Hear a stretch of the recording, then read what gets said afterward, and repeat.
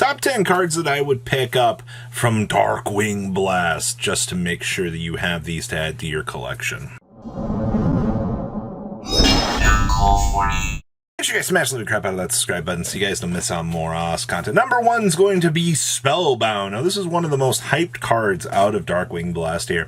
All this card is a quick play spell card. This is all face-up monsters your opponent currently controls. I gotta point that out to people because they don't seem to understand that. Cannot be tributed or used as material for a fusion, synchro, exceed, or link summon till the end of this turn. Now, this does not stop your opponent from playing the game of Yu-Gi-Oh! Where they'll step through all of these extenders, you know, do some stuff.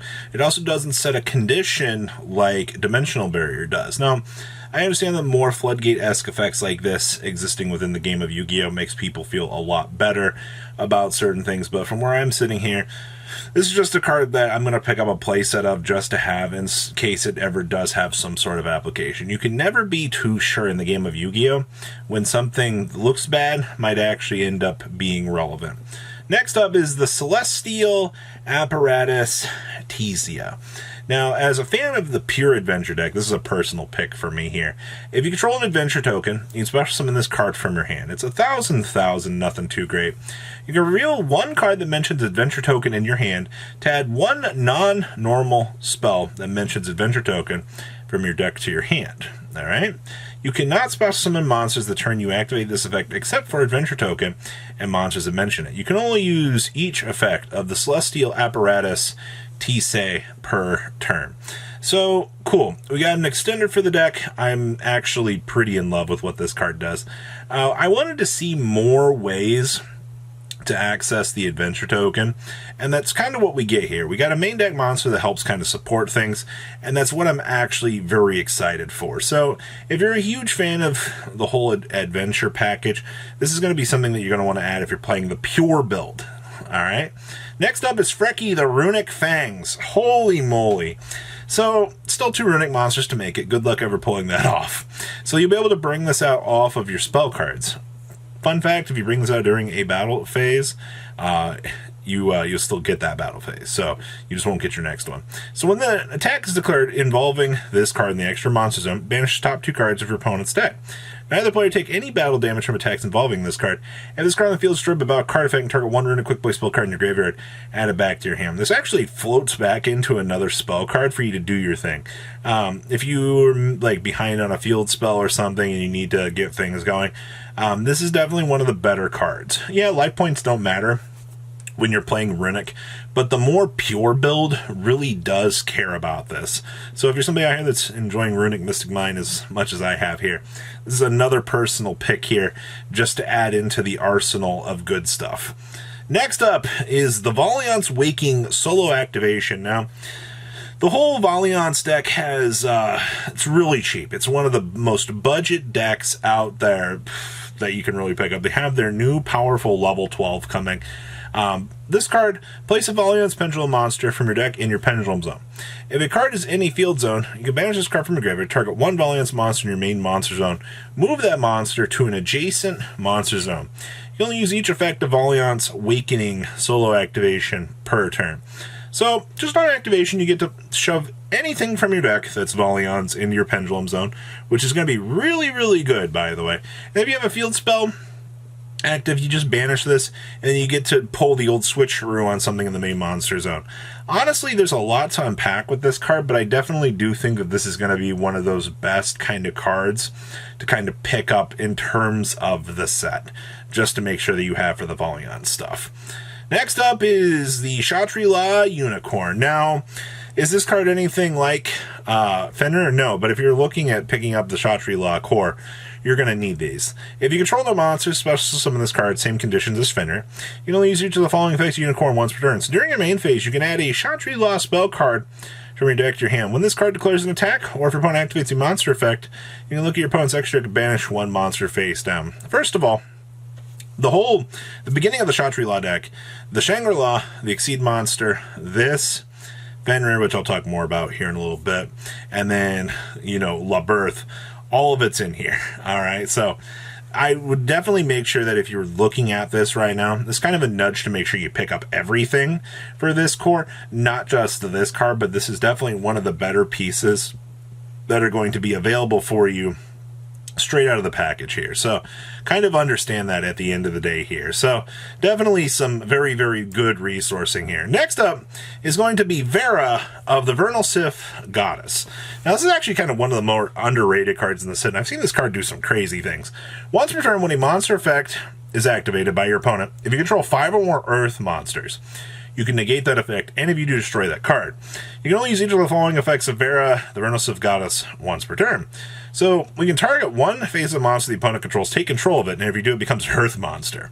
During your opponent's turn, quick effect, you can target one Earth monster in your graveyard, special summon it. There's a lot to unpack here with this, but stealing your opponent's monsters, setting the condition for 5 for the negate is actually really doable.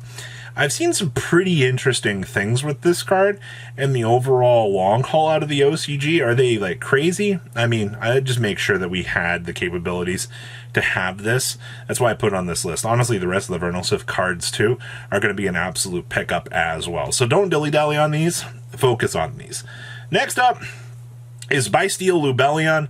I also got to mention, rebranded Druis Worm and Magnemite. The whole package here is going to be what you're going to want to focus on. Yes, Lubellion definitely is one of the key cards here. This has to be special summon from your hand by tributing level 6 or higher Dark Dragon monster. You can only special summon Bysteel Lubellion once per turn this way. And then you can send this card from your hand to the graveyard to add a Bysteel monster from your deck to your hand. So this will be a universal searcher for everything within the Bysteel archetype.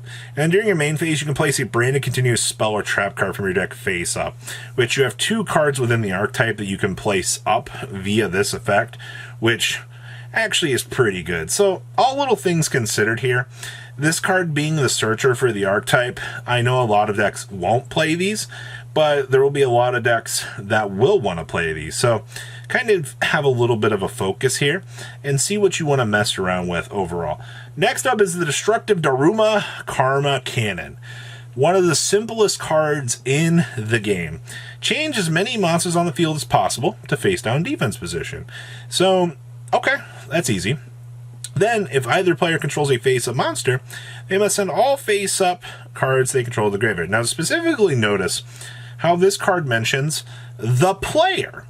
This actually is one of the more unique cards in the game because it's going to force the player, which is you, to interact not via card effect. So that's why this card gets around unaffected cards like the Towers monsters, because in the game of Yu-Gi-Oh!, forcing the opponent to initiate an action like Evenly Matched, and now this card, will get around those big unaffected cards because they force actions within the player. That's why cards like Mystical Ref Panel are very, very weirdly worded, because they have to target the player, which is something you don't see too often within the game of Yu-Gi-Oh! I think they use those effects as like cleanups. Next up is going to be Tearlaments Scream, and of course, Lulu Carlos as well, but if a monster is a normal or special summon, you control a Tearlaments monster, or Vice's Starfrost, you can send the top 3 cards of your deck to the graveyard. For the rest of this turn, all monsters your opponent controls will lose 500 attack. It's a power down during your opponent's turn, by the way. This card is sent to the graveyard by a card effect, and add it to your element's trap card from your deck to your hand. Whoa, there's a lot to unpack here. So this card says, hey, your opponent just plopped a monster on the field. Let's go ahead and mill 3 during the opponent's turn. Okay, so now that we've done the action of milling 3, now I can go ahead and go, oh, hey, now I can go ahead and, I milled the Tier Elements during your turn. Time to go ahead and do a fusion summon. Oh, and all your monsters are now powered down by 500. Ugh. And if it's sent to the graveyard by a card effect, I get to add a Tier Elements trap from my deck to my hand. This is a mandatory 3 in the Tier Elements deck, or pretty close to it according to the OCG logic. So there's that. And then the last card in the set you got to make sure you have is Fenrir. If you control no monsters, special summon this card from your hand. You can only use each of the following effects of Fenrir once per turn. So during your main phase, you can add a Chartreuse Law monster from your deck to your hand. It can search for itself. And when this card declares an attack or your opponent activates a monster effect, except during damage step, you can target one face card your opponent controls, banish it face down. It does not negate, but it's a 2400. It's a Pankratops, alright? And it's on its attack or when your opponent does something. This being locked behind an Ultra slot was an absolute gift to the Yu-Gi-Oh! Community. And trust me when I say this, this is definitely going to be one of the best cards in the set that you're going to want to have a playset of. So these are top 10 cards I would make sure that I had just set aside, picked up, and ready to go out of this set. So please, comment down below, tell me what you guys think, and I will see your beautiful faces back here later on the day, guys. Peace. Patrons, thank you.